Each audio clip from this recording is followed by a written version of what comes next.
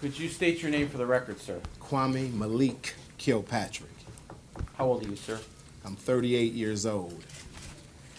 Is this something that you're ready to do today? And I say ready in the sense that That I'm here, yes, Judge. Okay. Yes. No question about what's going on today? No question about what's going on today, no.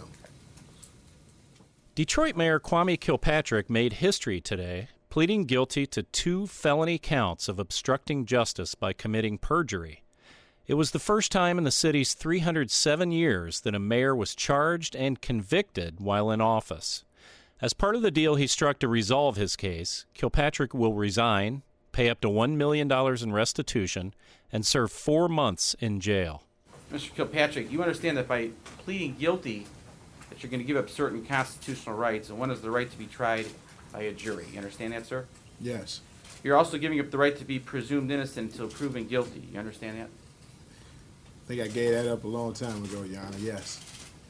During his 5 years on probation, Kilpatrick cannot run for public office, bringing to a halt a political career that once held such promise.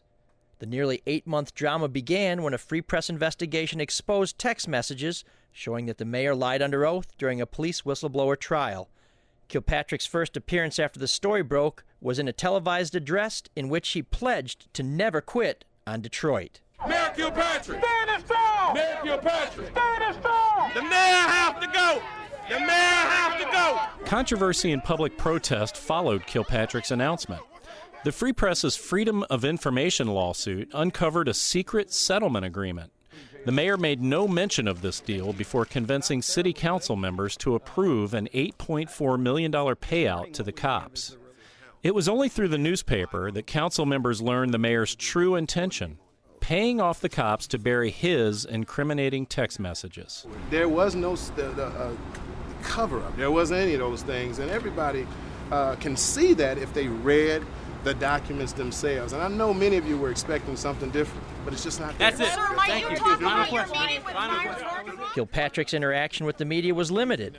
Relations between the two declined as the months passed. You keep saying you'll answer questions, but you're To not. the back here, let's go. I'll You're see you not break it answering down. questions. You only do it on your platform, sir. That's right. You hate that, You're don't on you? a public. In his 2008 State of the City address, Kilpatrick blasted the media for what he called false accusations. This unethical, illegal, lynch mob mentality has to stop.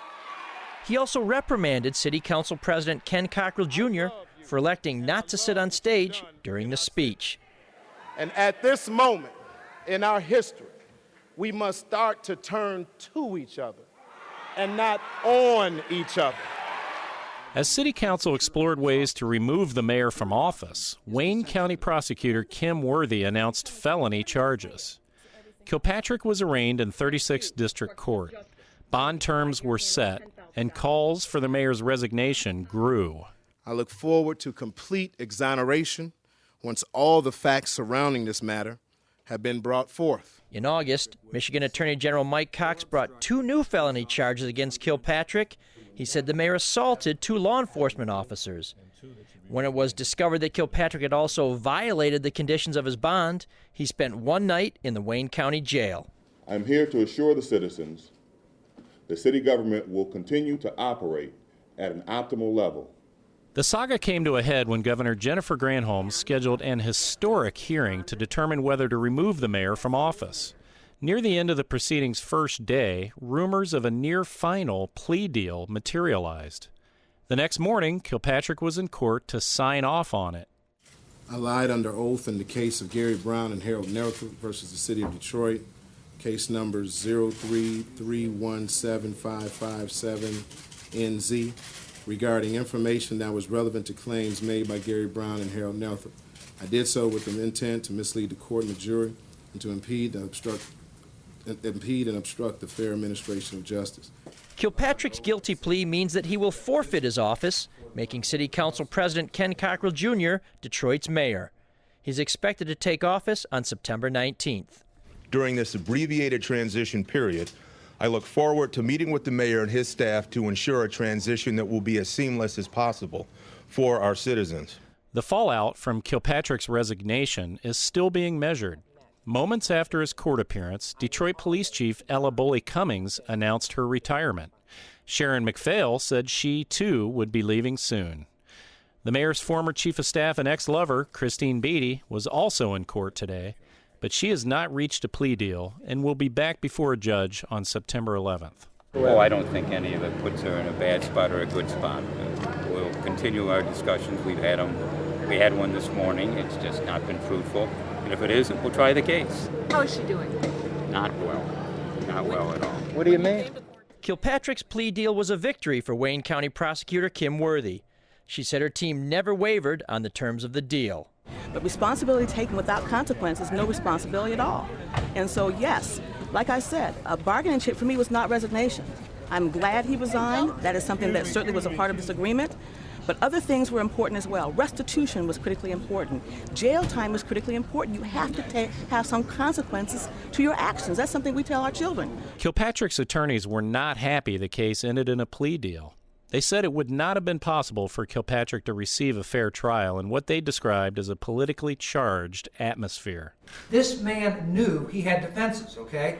But he had to make decisions because he also had his family to consider and what was going to happen if we went through a trial and the governor's proceeding of removal. He had the issues of whether there had reached such a point that would it threaten his ability to govern. Calling a press conference late in the day, Kilpatrick talked about the great accomplishments that he said have been made under his administration and apologized for his shortcomings.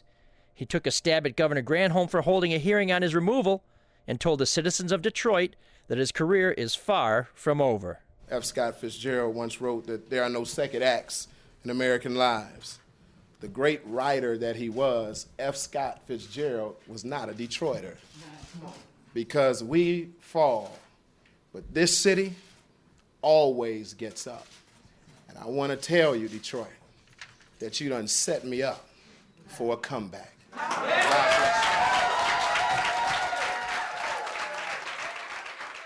I'm asking us to author a new chapter together. I would hope that Michigan citizens will demonstrate our compassion as a people and pray for the mayor's family. I would ask all of us to pray for this city, to uplift this community and its citizens, and to see this as an opportunity to build a great city and region together, city and suburb, east and west, north and south. In moments of great pain, no people are more compassionate and determined than Michigan citizens. So now is the time for us all to put feet to our prayers for the city of Detroit. For the Detroit Free Press, I'm Jim Schaefer. And I'm ML Elrick.